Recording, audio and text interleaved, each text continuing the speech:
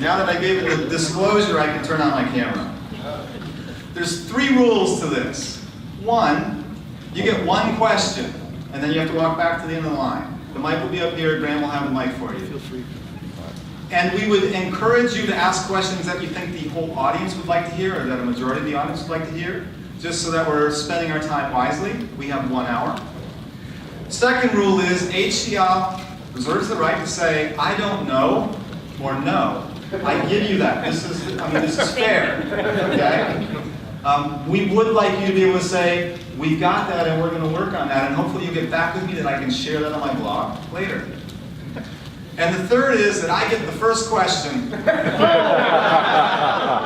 get the last question. And when appropriate, I can interject with another question. With that in mind, anybody who has a question that you would like to ask, please come forward. Graham has the microphone here. And I will start with that first question. And I'm going to start kind of easy on you, all right? Pause. Hold on, what? Yeah. If there's nobody lining up, he's got a lot of questions. I got a lot of questions. Please line up. All right, so that first question is, I can use multiple accounts if I'm in Gmail or Outlook or other, even Yahoo will allow me multiple accounts. I have people in HR, I have people in marketing, I have people in the help desk who need to monitor multiple mailboxes. Can we, or when will we see the ability to monitor and use different identities in notes and on our mobile apps? Let you speak. What was A? So different identities in just for mail, or we care about apps here? We care about mail, but if you want to go with apps, I'm cool with that. I'm sure they don't mind. So our focus is on apps, as you know, apps plus mail. So we really want to focus there. One thing I will point out, with we showed for Nomad Web, you can be running multiple copies of Nomad in different tabs, and they could be logged in as different identities. So just like Gmail will let you open, different copies of Gmail there, you could do the same thing. We'll also do that for apps. In the same inbox, doing multiple identities and federating that in beyond what we've already done for delegation and things, that's really not our focus. We're not trying to be the mail client, the Uber mail clients that federates mail in. So that's sort of where we're at. I'm okay with that answer.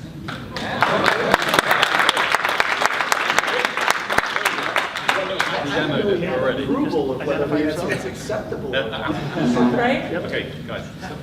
Hi, my name is Steve Pivnik. I'm with Binary Tree. So my name is not the notes guy, but I'm a diehard notes guy for 26 years.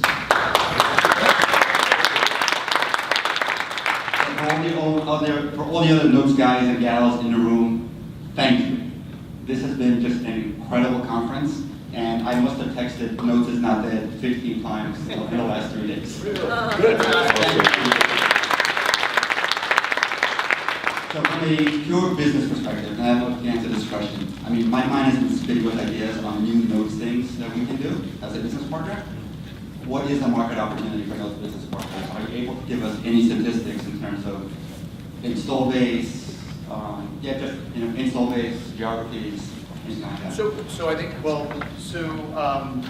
from a partner perspective, I think many know that, so we brought over about 1,500 partners globally, part of the HCL partner program. From a customer perspective, our numbers tell us there are between 15,000 plus actual individual customers out there. It doesn't mean users, right?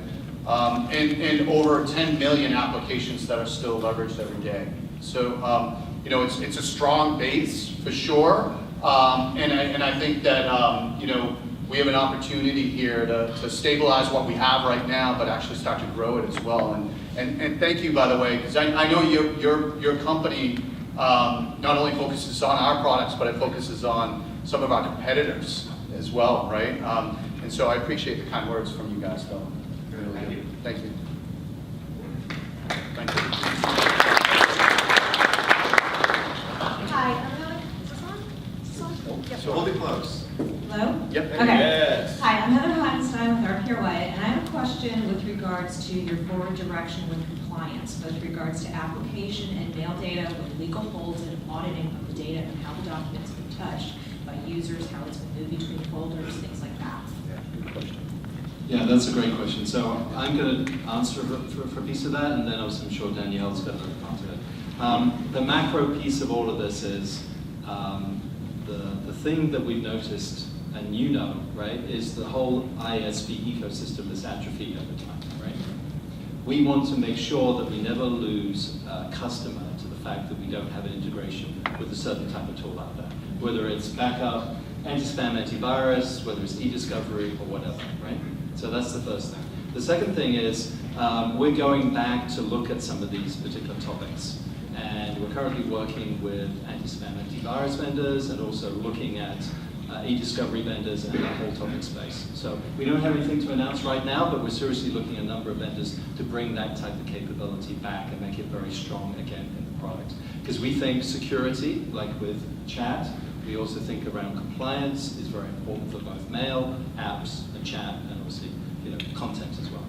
I'd say on that, it's incredibly top of mind, right? When you think about your customers and who you talk to, that a lot of them, they're seeing it in the news on a regular basis, whether there's Microsoft has, an email exposure, whether AWS has an exposure, banks, right? So everybody, security and compliance is definitely one of the first topics. I think for us, what we started to look at is bigger picture. What does that lane look like, and how could we actually win there, right? So it is for sure something that we're looking at around our broader strategy, and we think with the product that we have today, we can offer a really secure, compliant offer that many other companies can't, right? So definitely top of mind for us. And Danielle, you want to cover your? So I'll just add one small bit about connections, because all of that holds true across the board as we're looking at connections today. We currently have an OEM integration with a business partner for our compliance and audit purposes within connections. But yes, we are looking much more broadly at what that means for collaboration, right? Because in some ways, audit and compliance is sort of the anti-collaboration. So we're also trying to put a critical eye on what does that mean from a user experience, right? What does that mean from how we help communities actually build and collaborate while at the same time keeping data and experiences secure? Yeah, and just let me be clear. So it's not necessarily we're just going to integrate with other partners to do that. I think there's certain parts of that we need to own ourselves, right? To continue the message that Richard was talking about as well. So stay tuned. Great, thank you. Thank you.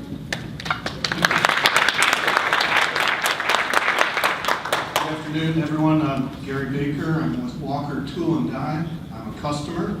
Been using Domino since 2012 as an application server, the front end to our ERP system. We're an automotive supplier, and we have a ton of business data that's contained in our Domino server.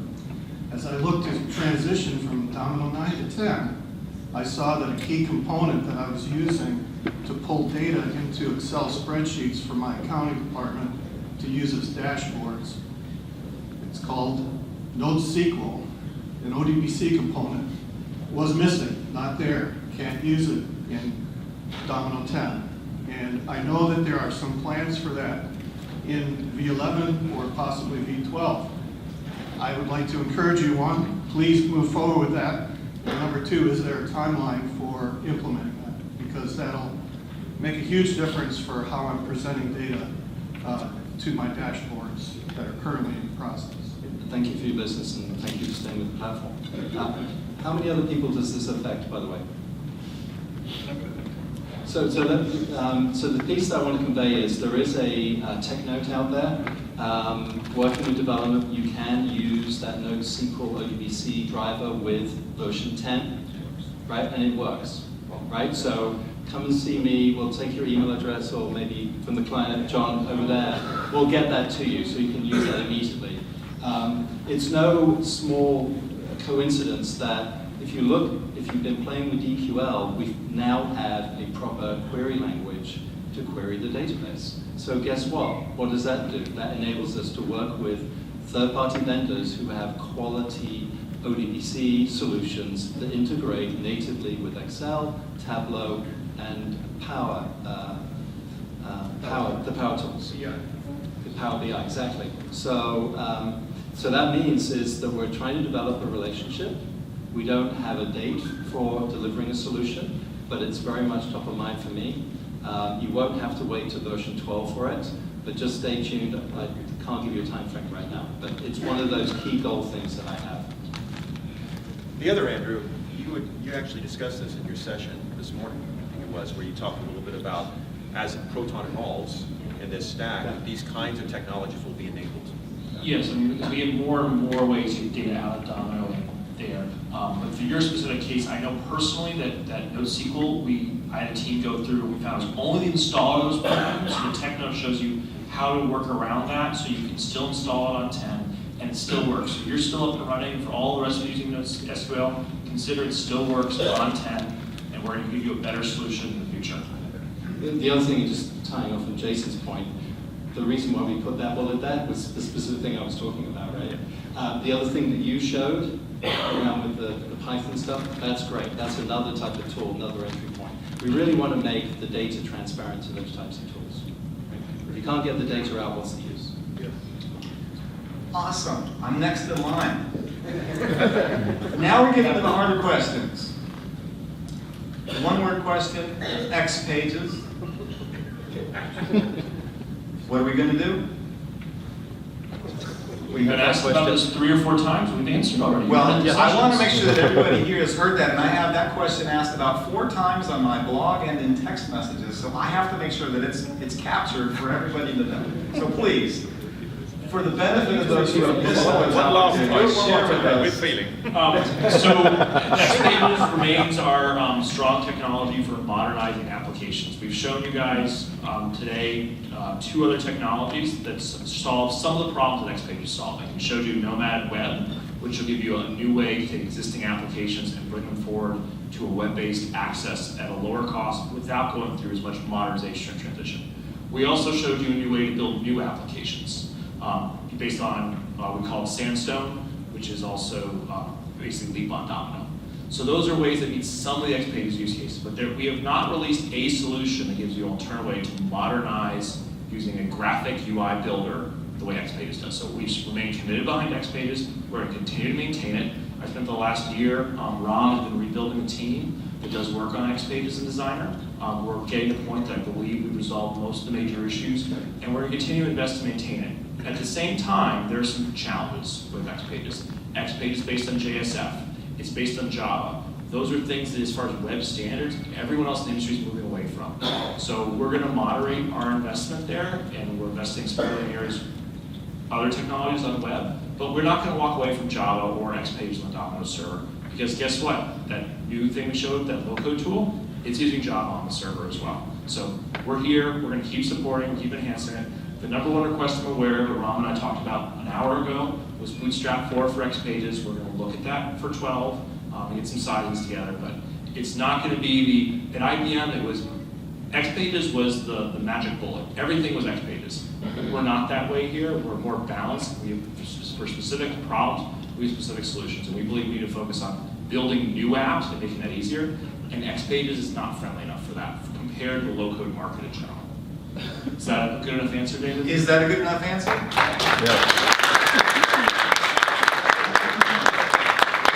So I'm live streaming this session to the HCL Masters and have a question from the HCL Masters. I was in the Leap session and was pumping up Leap and have had a question, which is, any idea when we can play with Leap on top of Domino? So if you want to play with Leap today, check out the HCL Leap Sandbox. That's the place you can go to to deploy the talking with multiple HCL on how to get our tech sales and our team enabled on that. What we are going to do, and we missed saying this in the session, so our intention, my commitment to Richard, was that we will have Sandstone in a preview or beta state by end of year, and we're working on, do we say what our goal for shipping is? No, you asked that. Yeah, we already said that. Yeah, ship in Q1. We opened up. Now you need to do it. We said first half. Okay. Yeah. Please, come forward. Hi, my name is Terry Williams. Hold it General close. Dynamics. Hold it close. Is this good? Yeah, that's great. Case number Charlie Sanders. 38826. Oh, I know that one. It's the data palette in X pages. It is not working. I upgraded to 10. I mentioned to Rom Andrew, is he here told- to take that one, and he's gonna have a team work on it. Right. This is service. Actually, I'm glad you're here. We were unable to reproduce that particular case, so we would love to get your help on getting it reproduced, but we are actively working on it. Thank you. Come on, there's gotta be more. Oh, I'm not bringing it to you. Yeah, my name's Russ Chung, and I'm an independent consultant. I'm based in Los Angeles, and I own an iPad. And I recently upgraded my iPad to iOS 13.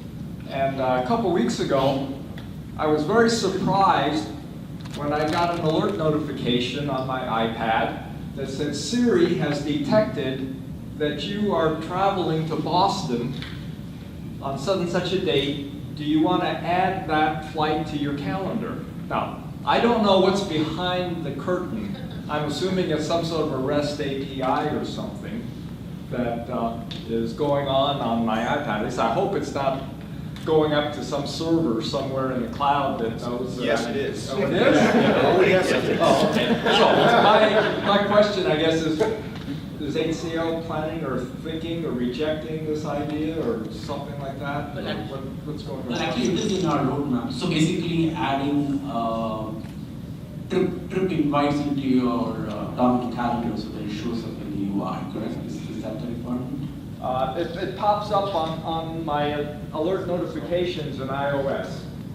Oh, you want an alert notification that a trip is coming up? Well, at least that, okay. So what happened is that I, opened up my iPad and launched it, and all of a sudden, along with my alert and notifications and stuff, was this one that said, Siri noticed that you have an event and that you're going to Boston, and do you want to add that to your calendar? So Siri probably figured that out from your mail on the device. I think that must have been how it did it. I'd opened up a mail. So Siri detects it from the Apple Mail and it made that suggestion. Well, it wasn't Apple Mail, it was a web mail because I'm on Earthlink. Okay. So there's a very big difference between Apple and HCL and how we deal with data privacy. We would not do that without your permission, and most of our products would not suggest that information or provide it to Siri. How many people actually want us to share that information with Siri and those type of services? Share of hands, anybody? Okay, so there's the privacy concern, and then the point of view Rob has in an enterprise workflow scenario where you I get a thing from our travel system saying, hey, here's my upcoming flight. We could do a better job, which is what Ron's talking about in notes, about helping you add your intended corporate emails. But that should occur in the context of I'm reading that email from my Amex travel team, and then I can easily add my notes calendar, which is what Ron, I believe your work. Yeah, to add to that, right? So we have a business partner who actually does it. So We have worked with a few business partners to actually integrate travel trips into Domino so that you don't need Siri for this, right? It's basically a reminder of your calendar entries in your mail file. It's as simple as that. You don't need Siri to go and intelligently figure this out. So we had worked with, I'll get you some business partners who have done this work with Domino where they can add travel itinerary trips into your Domino calendar with reminder checked, and then pop up a reminder 15 minutes before your trip, or an hour whenever you want.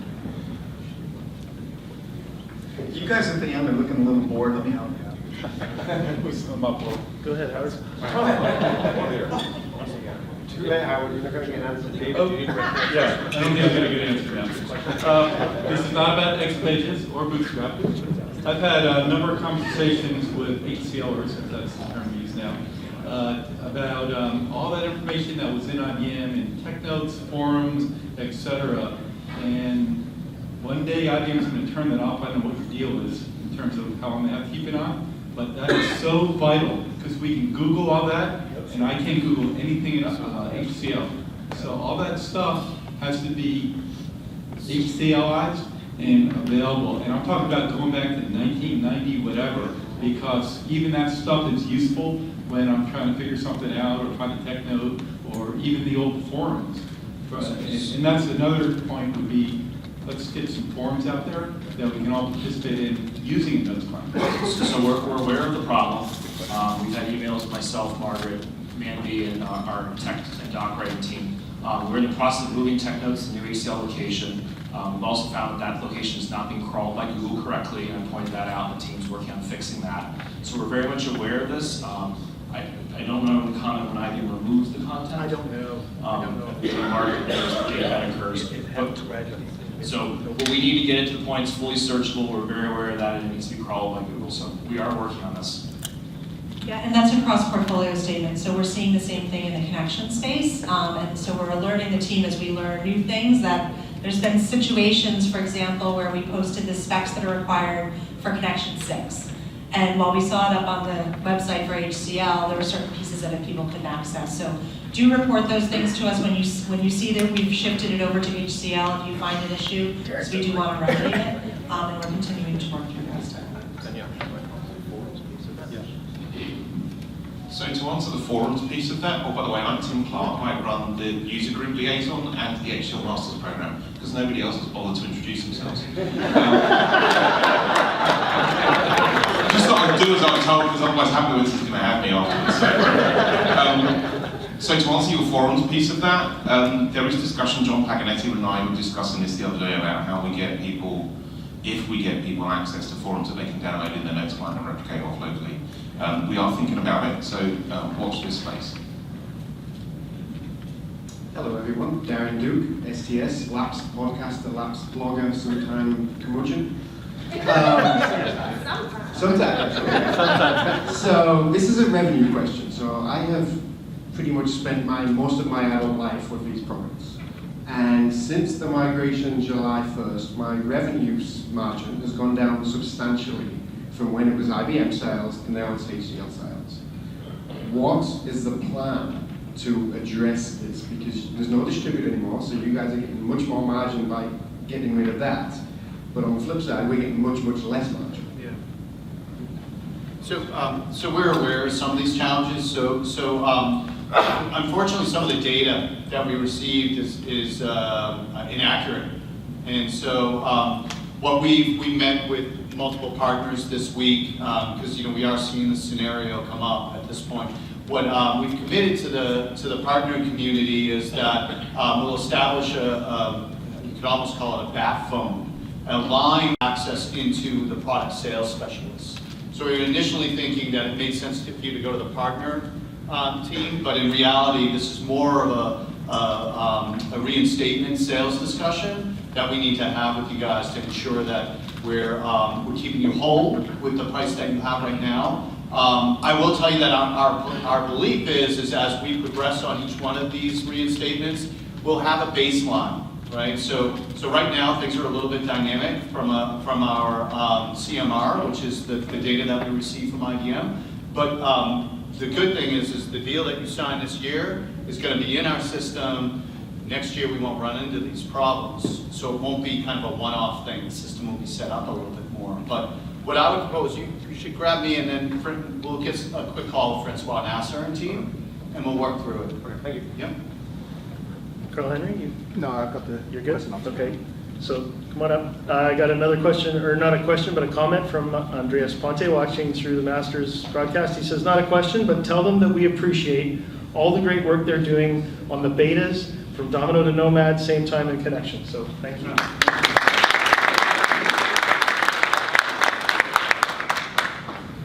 I was just wondering if there's going to be any future development with being able to work on multiple designer instances or multiple windows in designer. So our investment in designer is really focused on supporting our Nomad strategy. And one thing we did hint at, and I say hint, it was not a commitment to ship or anything. We got asked the question earlier today about how we run the admin client on Nomad Web. Technology-wise, we will be able to run Nomad or Notes admin and the designer client inside of our Nomad Web technology. Once we do that, we'll be able to run multiple instances of Designer with different identities and do that. So that's the path we're on at this point.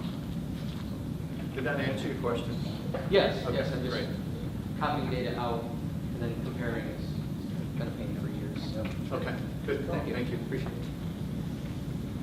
I'm going to re-ask Darren's question since it was actually me trying to get an answer and trying not to take the mic again. Here is the real issue. I understand the quotes thing, we're working through that, and we're prepared to go on the journey with you guys for that. Here's the real issue. My understanding is the intention is to give partners 10% margin. With IBM, with all the various products and programs that they have, there was at one point an ability to get up to 47% margin. So basically what this means is in order to hire or have a professional full-time person running quotes, I need about $1 million in revenue from HCL to get 10% margin, and that's assuming that my clients never ask for a discount, which they do. So if I can get them to pay full list price for $1 million worth of revenue, I get 10% margin, that's $100,000.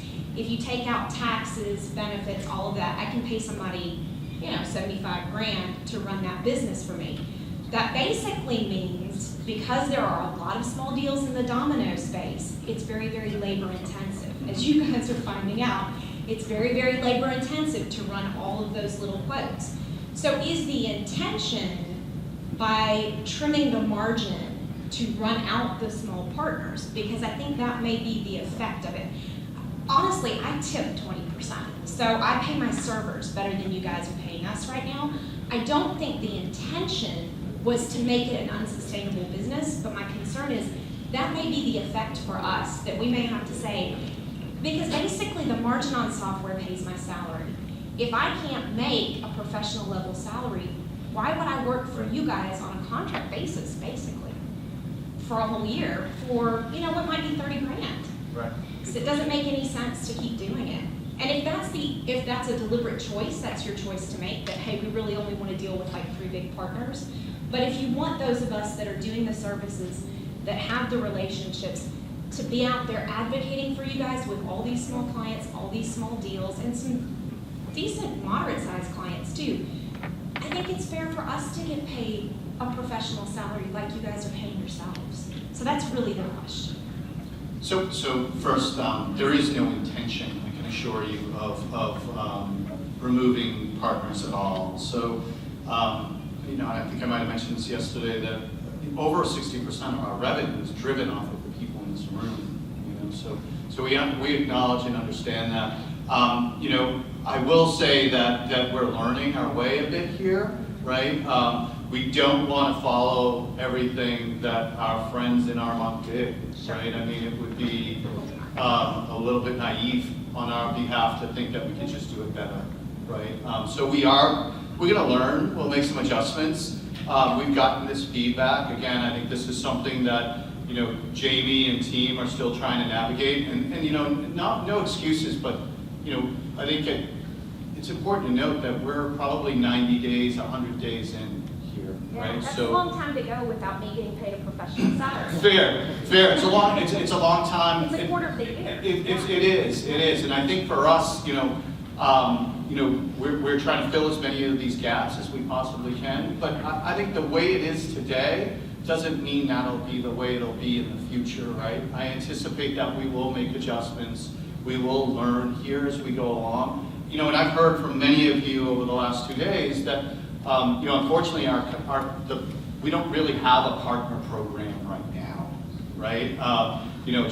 We don't, and we have to start to figure out how do we invest in all of you, whether that's co-marketing, whether that's training, how do we get to a point where, look, my view, and many of you have heard me say this, is, our position has always been, you guys need to make money, right? When you make money, we're all making money here. So I think it's a fair point, but you should know that we have no intentions of, eliminating mom and pop shops and focusing on 4 or 5 partners. That has never been discussed. It is not part of our strategy, I can assure you that. But on the 10%, we will work through those things. That would be great. Yeah. Thank you. Lisa, I don't know what it is, but I'm feeling very intimidated by you right now. This is a visual for those who are not seeing it live. I will say, I lean towards the bitch side. Single sign-on across the HCL data websites. What are we talking about? Are we going to see that anytime soon? HCL websites? Single sign-on across the HCL websites.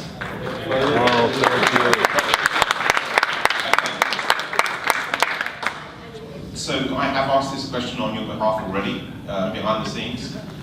And the answer I got from all the different people who run all the different portals and the guy who runs the strategy was, it was a strategic decision not to do that. I haven't had the answer as to why that was strategically correct, but that was the decision that was made. Now, the only thing that, and I've spent a couple of months trying to work this out myself, the only thing that I can think is that it's tough trying to get a lot of different products to work on OAuth 2 or whatever it is that we're going to use to do single sign-on across them all. And then because we're a startup, because we're only 100 days old, there are going to be other products that we want to add into that portfolio, and it's going to slow us down to deploy those for you, right? If we have to then get them into another single sign-on mechanism. It's not a good answer. It's the only reason I can think of that we've done this, is that speed to market and getting products and solutions out there to you means that we have lots of different sign-ons. It doesn't mean that that problem isn't going to go away and we're going to do single sign-on in the future, but right now, that was the decision that we made. Not my favorite answer, but an honest answer, and I appreciate that you're focusing the efforts on the right things, but I wanted to bring that question up. Okay. Thank you. I've got a master's question. Great. From online. Yep, from online. Question regarding Connections plugins for notes and in general.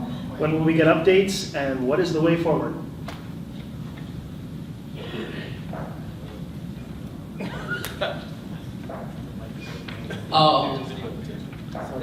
Yeah, stand here. Stand here. See your face. We are very well aware of the two issues we have. One is that the Connections plugin for Mac for week 10 does not work, and we are actively working on getting that released in the next few weeks. The Connections Windows plugin for Notes week 10 is released, and now it's available for download. Thank you. Thank you. Thank you. Nice job. Step up, and while you're thinking of your question, I actually really wanted to pummel you with marketing questions, but I felt that I was almost satisfied with some of the answers that I saw at the beginning of the conference. So it's kind of a wait and see. But I know that we really want to see that because from my experience, it is not the best product out there that wins, it's the best marketed product. So that is just my comment to that. I'll move on to, let's talk about Greenhouse and a public same time community. Can we come back with that? And I know I heard rumor of this, but I want to hear more. Greenhouse, same time for the public community. So if it's okay, I'll start with a different approach to your answer. We are currently looking at setting up a Connections trial environment similar to the way Greenhouse was. So it won't be blinded per customer or anything like that because we're trying to be quick, right, and make it available because you don't have something now. So our intention, I believe, will be to make sure that we have same time available in that environment as well. So we're still working out the use cases around it, so how long the environment will be available to each particular trial, et cetera. And I don't know if you had a different foundation, different direction you were going with that, but. How many people liked Greenhouse? Because I heard, by the way, it's interesting that many of you raised your hands, because I've only heard bad things about it, by the way. It didn't work, it wasn't good enough. We got people nodding their heads, by the way, behind you. But yeah, no, so, again, forklifting what was there doesn't always make sense, right? I know it's better than what you have today, because you don't have anything, right? So that is a challenge, but, this is an area that for us, from demo perspective, technical selling, and enabling our partners, we acknowledge this is an area that we need to put some investment in over the next quarter or two to get you guys to be able to sell our products again. Not only in the margins and the pricing and licensing, which is core to all of it, but also enabling you how to do demos in a different way than you've done in the past, by the way. So it's interesting that many of you like to. So it's I an just wanna- implementation. can I just add something to It's that? an implementation issue rather than a concept issue. Yeah. I just want to add something to make sure it's very clear. I mean, what Danielle and I were actually saying is that, you know, we're working very closely, both at the same time the connections team, particularly around the area of guest access. So we want to make sure that both of those products help to facilitate that experience at the same time. So that's why we haven't been able to put anything in place, right, David? Right now, we're waiting, working very closely with Pat on the roadmap, and when that becomes available, we'll let you know. Carl Martinson, Member Solutions. Hold it close. I'm Carl Martinson. I'm with Member Solutions, and I'm a consultant. My question is about FlexNet. We've been having some problems with that. What happens if those problems not going to be fixed? Do you have a backup plan? No, because they will be fixed. There is no backup plan. Sorry, FlexNet is our offer moving forward. We're taking a bit of a similar approach that we take from a development perspective. That team has a backlog of feature requests and changes they need to make that they're executing upon. You know, the product is very flexible. This might sound familiar with our products, by the way. It's very flexible, and so we're in the process of configuring it the way that we actually need it to work correctly.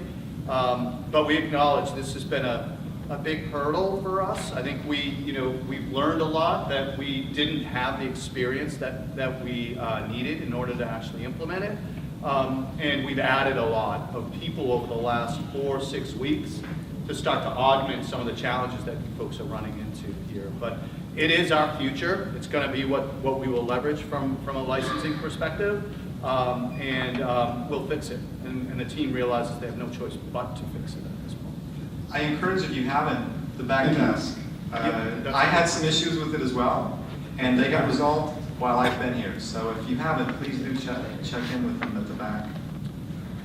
Back to me. I feel honored.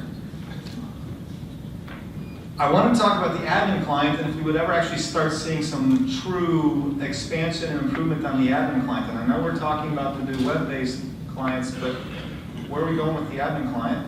Give us some feedback. So, I hope, David, you're not actually singling some of us out for not getting beers, by the way, because we haven't answered questions. Yeah, I'll bring them over. Okay. Just saying. Yes. It's getting a little frosty over there. Right? Let's punish product management across the board.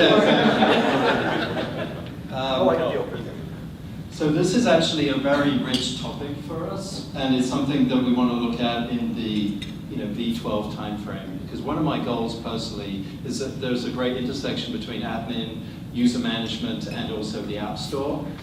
So I think you'll see some progress from us. I know Andrew here has talked about, potentially, having the admin client appear in the WebAssembly world. We may well do that, but I think there's some greater improvements that we could make, particularly around in the user management and admin area too. Here comes John. Is he reaching for a beer or reaching for the He's my friend.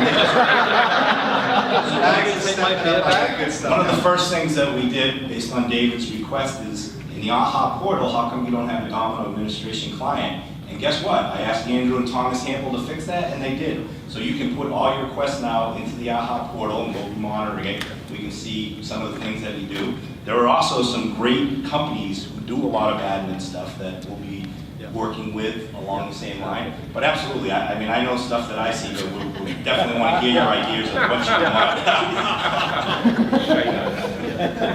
There are a lot, Tony, there's a few others, Eric, there's a lot of great tools out there. But we certainly want to make proper enhancements in the proper areas around the admin client to make. I'm the development administrator, and it's always great to get some changes in there and get it. But I love what I heard from Andrew of being able to just pop up a browser and get into the admin client anytime we want. I mean, that's going to be so awesome when we get there. Thank you, John. You want a beer? I feel like Jason is. I heard you. Jason's getting away scot-free here. I'm not sure this question is for Jason though, but I'm thinking about all the It's cool. for Tim. Yeah, well, what I feel like is you're the ideas guy and everybody else is responsible for implementation. Wait a second, did I just ship a major version of Portal? I forgot that. Thank you all for your own. My question is around educational material, documentation, training. You know, a lot of us cut our teeth in the old notes days on what was in the help database, and that's kind of gone to the wayside. So thinking about the new rebirth here and lots of stuff that's coming along and where we can see improvements in code samples, documentation, and other material. I'll ask a question to your question. I don't know about any of you, but I keep the R7 help database. Yes, because the help now is rubbish. Does anyone agree with that? You know, and Richard can chime in on this, and he and I have long talks about this, and I'm sure all of you have had as well. Help isn't what it was back in 1993. We need to get more of the model of having really quick tutorials, really simple ways of doing things, some quick 2-minute videos, things that people can watch the concept, go and repeat it and do it. And I think if you're going to see what we're going to be doing over the course of the next 12, 24 months, especially around documentation and such, is heading more in the rich media direction than trying to recreate the help system that exists in the Notes client today, which I really don't want to do. I don't know about you. No, I agree. The other thing you're going to see us doing a lot of is there's some great deal of work going on around more interactive video content where it pauses, it'll even ask me questions and I can get back into it. And there's some work going on, Michael's team is actually doing some of this in Manila of what could we possibly do? What's the art of the possible today? And there's some really interesting stuff that I think we can do to bring more people on board. I will add one more thing to this. One of the things you've seen from Andrew and from Andre and Danielle and such is that almost everything we're doing going forward, you're seeing an API Explorer that kind of comes with it. You're seeing that screenshot pop up.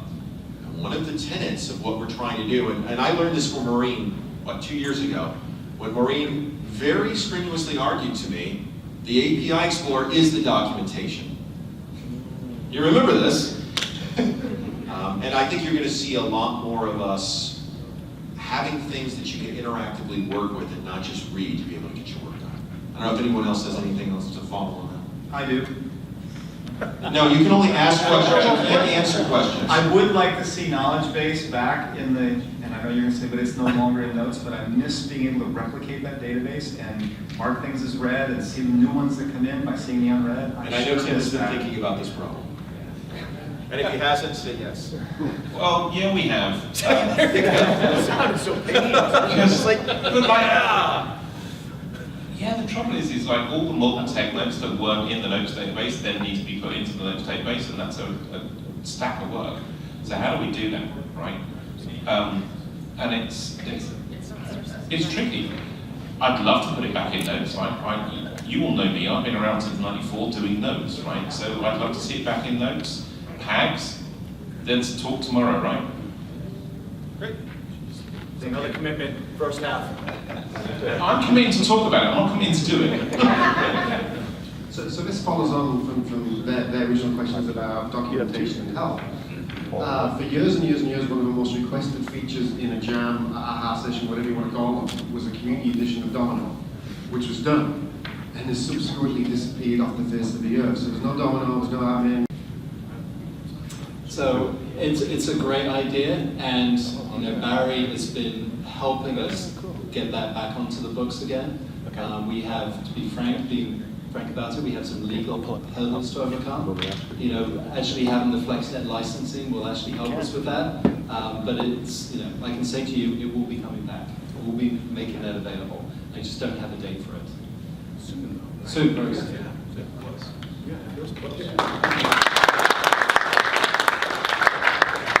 Just as a reminder, the mic is up at the front. Be thinking of those last questions. We got about 10 minutes left. I have a few more, like about 20 more questions to go. Swift file and MTBF, mean time between failure. Those are both utilities that are add-ons or extras that used to be stored in, what was it, the notes.net. I have them, but I would love to see them actually integrated into the product. Yeah, that. MTBF and Swift. Yeah, SwiftFile was actually, well, here's someone who's going to answer that. But the SwiftFile stuff was included, I think, in version 10, the standard. It missed it. Yeah, we had prototype integrating SwiftFile directly into nodes so that you don't have extra download, but there are some performance implications with that. So we need to get those issues fixed before we do that. We'll again try to do that in Meteor. Okay, and MTBF. I know you made this, didn't you, John?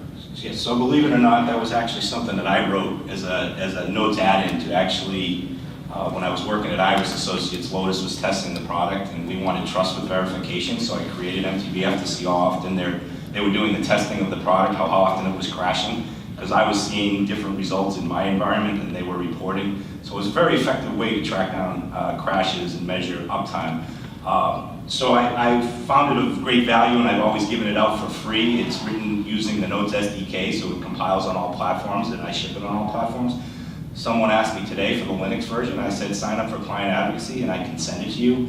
I will also be exploring, I mean, the code's a mess. If I was going to productize this and internationalize this and do everything, it would take a little bit of time. It may be something that we can put the code up on OpenNTF or something like that. I can work with Dan Dumont and people. I have given it out where people can just take it because again, it's written against the SDK, so it's nothing, no hidden secrets in it, and people can use it. But again, if you really want it, you want to keep it up to date, join client advocacy. I can get you, I can make changes to it, we can do a bunch of other things, and that'd be a good way to communicate. But we'll look into it, David, and I can see if I can make it, get it to such a point where it makes sense to ship it out of the box as well. Awesome, thank you. Thank you, John.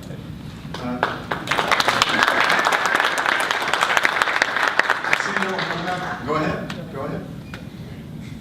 All right, so I've got a two-part question. I got a two-part question. It's from two people, and they dovetail. So rather than asking the same question twice, I'm going to kind of merge it and let you guys do what you will. So connections integration, APIs are painful, and we'd like to see or need Notes and Windows plugins. So any news on that? And would that be extended with integration between Verse and connections? So we already answered Monterey's Notes and Windows plugins for connections integration. So I'll pass the microphone to someone else. So the other question was Verse and connections integration? Yes. Okay.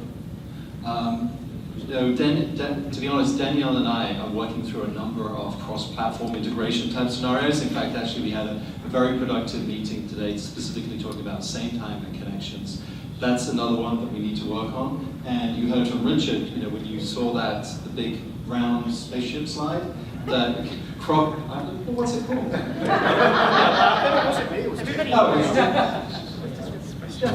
Anyway, the things, the ELO type thing. Anyway, so that's some of the stuff that we need to explore. We're certainly looking at Verse and integration with the same time web client as being a priority, and we're also going to be looking at places for Verse and same time integration. We don't have any details yet, but that's something that we want to look at and we're committed to. And I'll just add to that across the board for connections. If you participated in any of the sessions or you see any of the things that we're talking about online, we have a very robust integration strategy right now. So there's really two main areas we're focused on. One is what Andrew just talked about, sort of cross-portfolio, cross-digital solutions. But the others is bringing together the tools that you really use. So for connections, our future is really making connections your single pane of glass, right? Bringing some of these things together. So we're starting with a SharePoint integration. We're also doing round tripping of Office 365, and you'll see it sort of expand beyond that. All right. One more question, our final question from the audience. I am wearing my OpenNTF hat. Tim, you and I have been talking about the partnership between HCL and OpenNTF, and I'm curious if you have any update to share with us.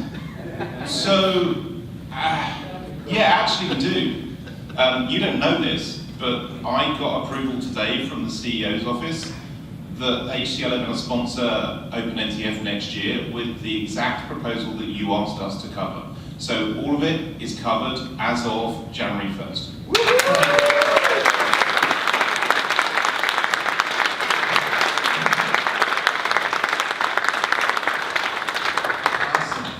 Well, we're getting to the end.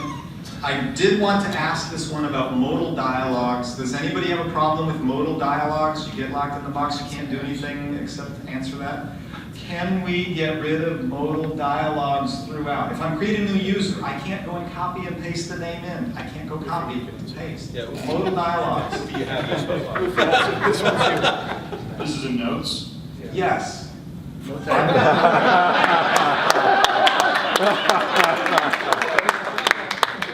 I'm so glad he came today. Well, are you suggesting that the whole notes line becomes modeless? I would love them to go away because there's so many times when I'm trying to capture things from other places, interact with other dialogues while I'm in the middle of that dialogue. Right, so I don't think it can be a one-size-fits-all, right? So there are some cases, particularly in the security dialogues, where we don't want the user to go to the next step without answering this question. So there are use cases like that where we want a modal dialogue.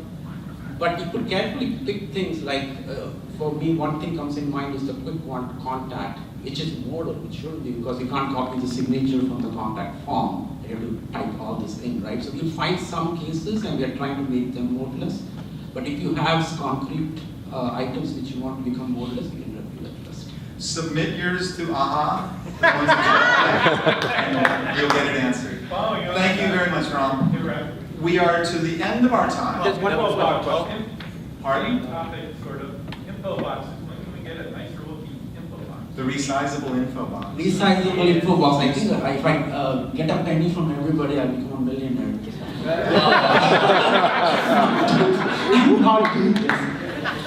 It is being looked at, but here is the gotcha, right? So that info box is a pretty complex control. It's not a Windows standard control, which people didn't realize. It's not a Windows standard control. It is a custom nodes control built with a lot of complex code behind it. So now the question is, what is the value of changing that, and how many users will in fact be benefiting by that, right? So it addresses developers, but end users never get to those info boxes. So the question is the trade-off between cost and impact. So we are looking at it. Very good. So we're down to the last question I've saved for my pen. You've made it through almost all of this. One last question to go through, and that is, what is the plan for, and however you want to name it, HCL Sphere? HCL Sphere. Did you hear the question? Oh, you won't groups. Body language.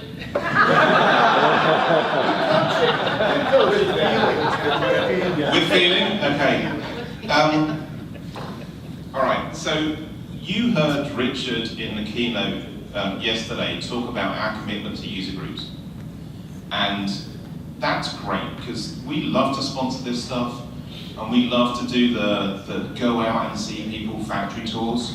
So we've done America twice now, we've done Europe once, we're about to go to Japan, we're going to go to China, we're going to do Europe and America again next year. So do you want us to go visit people locally, or do you want to have to come to us in one big global thing and we do nothing else? Because if we take all of our budget and do one big HCL sphere thing-ish, whatever you want to call it, then we don't do any of this. Because we don't have budget to do both, because we're a startup, so pick. You can use my margin. But then how would you eat? You're not drinking again, So we're doing local groups, right, and visiting people in their geos, and we're not doing a big global conference. That's the current plan. Yeah. you add South America to the list? Yeah, we do have South America on the list. I'm talking to people in South America. We're talking to South America about user groups. I have good contacts and people down there who we are trying to see user groups next year. So we are going there. Can I suggest you ask a question from a group? Which would you prefer? Yeah. Because I prefer this. I wouldn't have a big fan of this. So how many would prefer a large conference? So look, I think our view on this, and part of it is, budget is always a consideration, right? There's just no two ways about that. But I don't think we've earned a big event. I mean, that's my view, it's feedback I've given the team, is we haven't earned it yet. Oh, you know, I don't know about you, but I don't want to roll 400, 500, 600 people into the Dolphin and Swan. It doesn't sound like a good time to me, right? It really doesn't. It really doesn't. In all honesty, I think we have work to do. We have work to do before we've earned kicking off a big badass event, right? Are we on the right track? Yeah. Yeah, we are. But we also want to be a bit different, right? So one of the things that we've challenged ourselves on is break some of the norms that we're used to. You know, we don't have to have a massive launch event for the 11. We can do something really cool out of Tokyo and align with our partners in our community and be inclusive about it. But in the future, who knows? But I think we need to earn that as an organization, and we need to earn that with all of you, our partners and customers as well. So on that note, Thank you, Richard.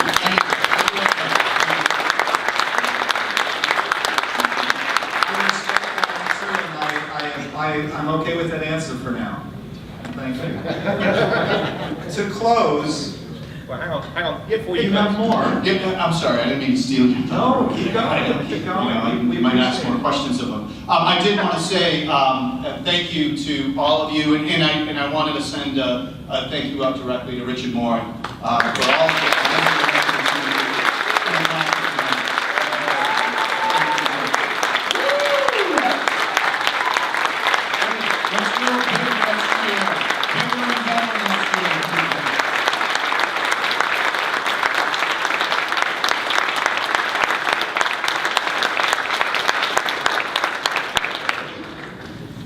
Brilliant. Thank you all. And I wanted to say to close, one, that I am here. I think we're seeing a change.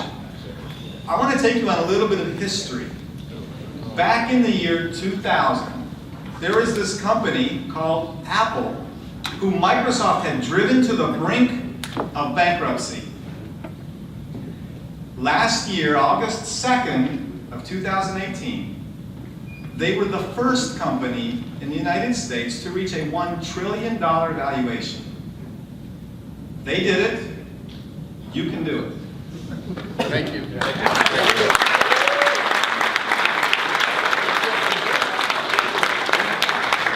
Thank you all for coming. I believe now we're ready for that close, and I'll bring up Richard and, I don't know, get your final beer and all that good stuff. See you later, guys. Good job. Oh, they love the service, and they're very happy with it. Awesome. Well, I'll leave it on for the closing session, so if you guys want to just stick around, we'll just keep it for the closing session. It's only supposed to be half an hour, but I won't turn it off until we're done. It's the same beta. It's not really the same time software as the